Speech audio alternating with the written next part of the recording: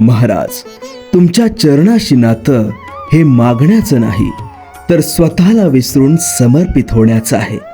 शब्द पुरे पडतील स्वामीराया तुझ्या चरणांचे वर्णन करताना, कारण हे चरण देव नाही तर दैवत्व घडवतात. भवतारक ह्या तुझ्या पादुका, भवतारक ह्या तुझ्या पादुका, वंदिन मी माथा करावी, कृपा गुरुनाथा करावे, कृपा गुरुनाथा.